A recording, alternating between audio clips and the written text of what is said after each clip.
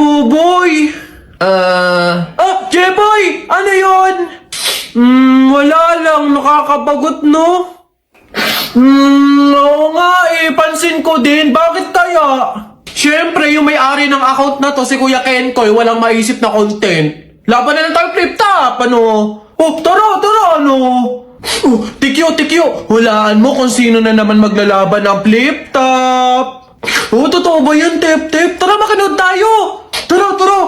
Sige, ako unang banat ha. Short mo dilaw, brief mo dilaw. Tignan mo ang lola mo. Pante ay lawla.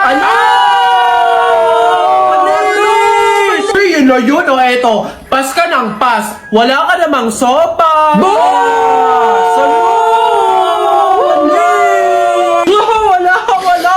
Baduy o eto. Payag ka, nanay mo, madre. Ikaw, bukang kapre. Eto, simple lang pero mabangis. Di wow. Tayo mong dilaw. Ako na. Alam ko ulam nyo kagabi, kaldereta. Pinasabog ko bahay nyo, natira ko beta. Swipe ko ito bago. Nakita ko nanay mo kumakain ng giniling. Sinapak ko, gumiling-giling. Sino ba yung ingay? Hoy! Kuya Kenkoy? Kayo mga bata kayo? Desisyon na, flip top lagi. Random content, hindi pro flip top. Pala desisyon tong mga to. Uwe! Yung manok na itinola nyo na lang, be, yun ang nagpapahirap sa pag-shoot ko ng content. Oh, hi sweetheart. Will you marry me? What's your name? Wow, yan ang mga gusto ko. Mga suplada effect. Playing hard to get. If you want, manood tayo ng sine. I'll pay. No problem with that. Excuse me, may boyfriend na ako. Okay lang yun. Di naman ako siloso eh. Pero ang boyfriend ko, seloso. Ha? Huwag mong sabihin, si Kalbo na naman yung boyfriend mo. Sinong kalbo?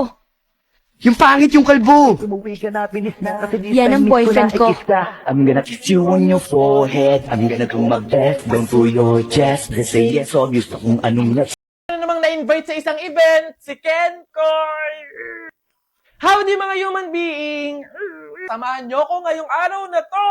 Let's go! Ano nga bang event yung pinuntahan ko? Ito nga ang Game Zone The Grand Launch. Meron na naman panibagong fun and enjoyment na mga games na ginawa at ipinakilala para sa atin! Sa event nga pala na to, meron silang iba't ibang klaseng booth na mga games kung saan eto yung mga pinaglalaro namin dito. Super fun and nakaka-enjoy talaga, lalo na with the family and friends or kapag may extra kan time. Pumasok na kami sa Grand Ballroom kasi malapit na mag-start yung event. Excited na ako. I-comment nyo dyan kung sino yung first ever endorser ng Game Zone. Meet our President, Sir Jasper Vicencio. Ang bait nyo ka mo, nilalapitin niya talaga yung mga table para i-greet. Ayun po, hello po Sir Jasper, pengin pera.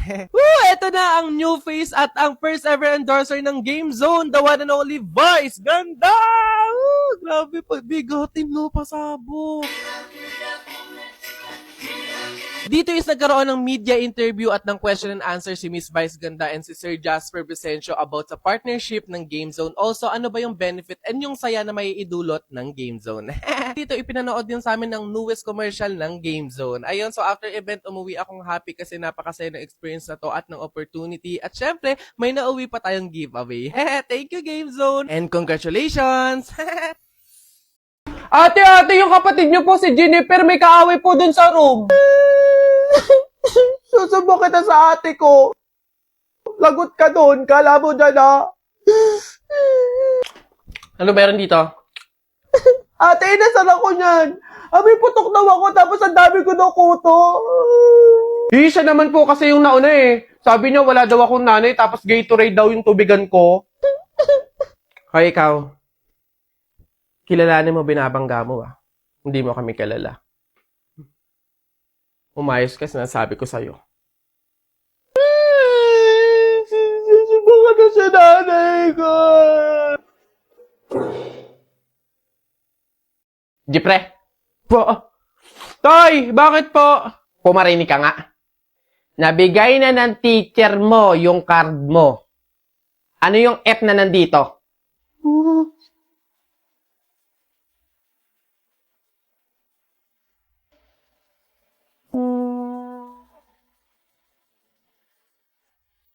Fasado po yun, tay. Fasado. Sige na, maglaro ka na doon. Kala ko perfect eh.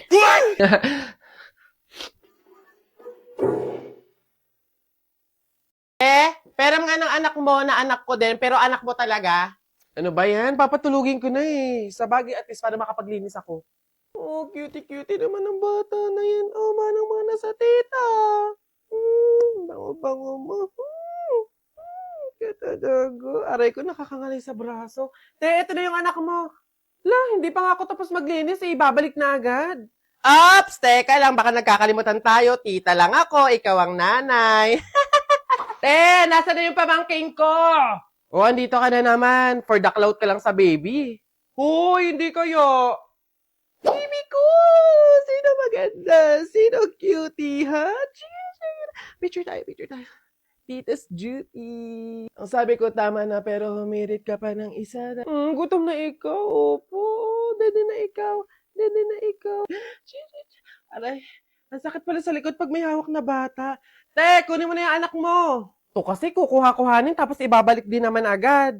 Yun nga yung point ko, hindi ako mag-aanak basta meron akong pamangkin. Hindi ako magpapakain, hindi ako magpapaaral. Kapag nangalay ako, napagod ako, isasauli ko lang sa nanay.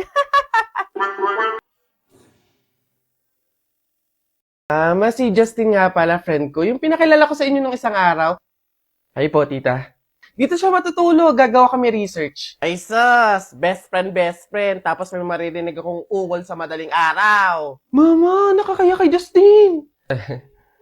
Nako, Jennifer. Mama.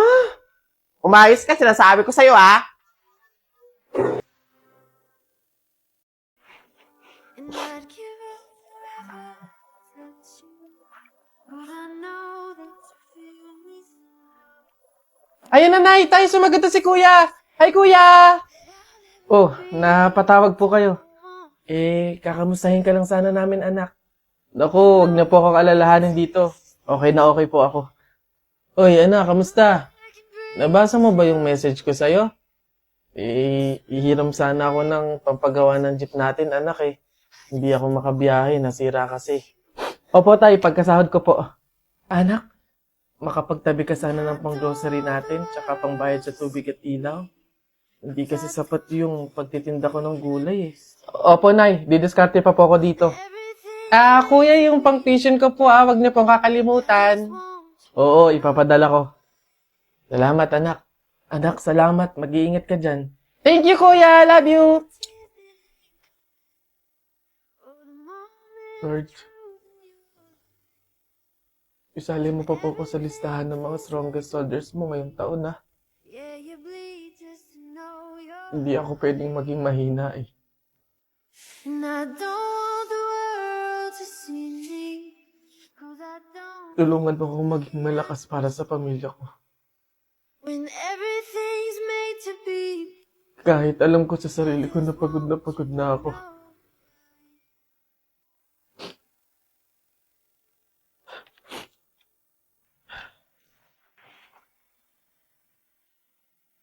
Hoy, Jepoy! Doon kami sa puno na yun umakyat kagahapon.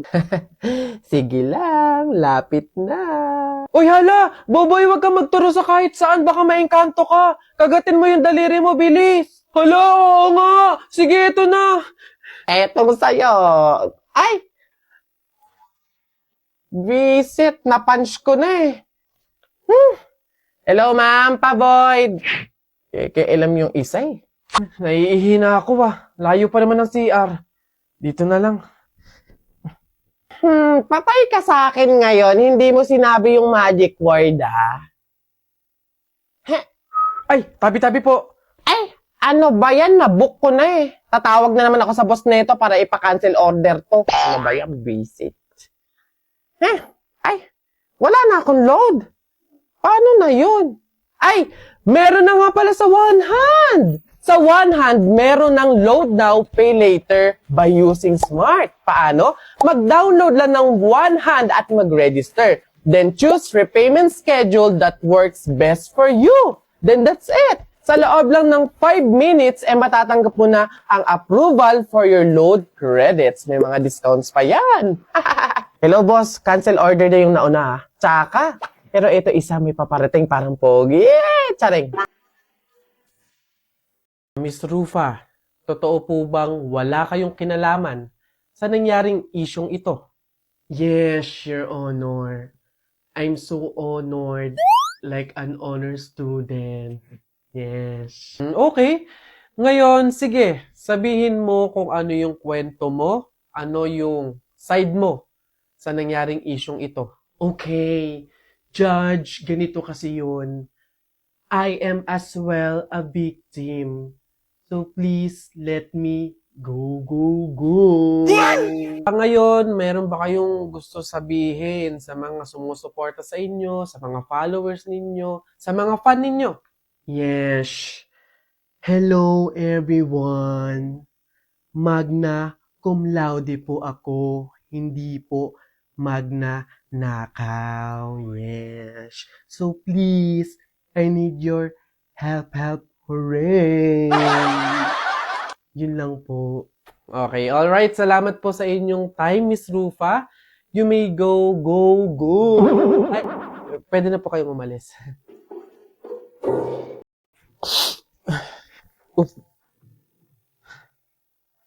Hello, Nay. Napatawag po kayo. Kamusta po?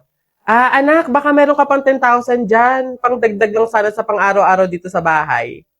Nay, di ba po kakapadala ko pa lang ng 15,000 nung nakaraang linggo? Ayun na nga, naubos na eh. Nagaya kasi yung mga kumari kong mag-outing. Diyos ko. Nay naman, malaking halaga po yun. Sana naman tinipid ninyo. Hindi po ganun kadali kitain yun eh. May pasensya na po, hindi po ako makakapag-abot pa ngayon. Wala din po ako. May mga bayarin din po ako dito tsaka gastusin pang araw-araw. Teka, ang yabang na itong sumagot Kung makapagsalita ka, para ang laki ng kasalanan ko Nakapag-abroad ka lang, ganyan ka na magsasagot? Puro ka lang naman pasarap dyan? Singilin kaya ka sa pagpapalaki ko sa'yo. Huwag ka mag-alala, hindi ka namin kailangan. Kaya namin nang wala ka. Sobra naman ho kayo, Nay. Hindi naman po ganun kadali magtrabaho dito sa abroad eh. Kasi lahat salo-salo mo. Yung kapag nahihirapan ka, yung may sakit ka, nalungkot ka, wala. Ikaw lang mag-isa. Wala kang katulong, wala kang karamay. Pero Nay, bakit ganun? Yung isang beses ka lang hindi nakapagbigay pero parang buong pagkatao ko na yung hinisgahan ninyo. Itong pag-a-abroad ko, Nay, kayo naman po yung may gusto nito, di ba? Hindi po ako. Gusto ko po kasi, Nay, maging doktor talaga eh. Yung makakapagbigay ako ng tulong sa mga tao. Yung makakapaggamot ako ng libre. Yun talaga, Nay. Kaso mahirap kasi tayo eh. Kaya itong pag-a-abroad ko, pinili ko na lang to para sa inyo. Na yung pasarap po ba na sinasabi nyo, yun po ba yung kapag natanggap ko na yung sahod ko, bibili ako na kahit man lang pares ng damit? Yung pasarap po ba na sinasabi nyo, yun ba yung kapag after kong magtrabaho, magpakapagod dito sa abroad, yung kakain ako ng masarap kahit isang beses lang? Yun po ba yun, Nay? Pasensya na po kayo, Nay, Kasi minsan, sa tanang buhay ko, hindi ko naranasan yung ganun eh. Kaya yun man lang, Nay, mabigay ko sa sarili ko, maregalo ko sa sarili ko. Kasi wala naman akong choice eh. Kundi yung piliin lagi yung pamilya ko para tulungan kayo. Yun nga man lang, Nay, na kamustahin niyo ako. Kailan ko kaya ma-experience na yung tatawag kayo sa akin, yung magme-message kayo sa akin para kamustahin lang ako. Yung hindi yung manghihingi kayo ng pera, yung hihingi kayo ng ganito. Pero wala eh. Hindi ko alam, Nay. Hindi ko alam kung bakit sa kabila ng paghihirap ko, sa kabila ng pagpili ko sa pamilya ko kaysa sa pangarap ko, hindi ko alam, Nay, kung bakit ganito pa yung mga sinasabi niyo sa akin.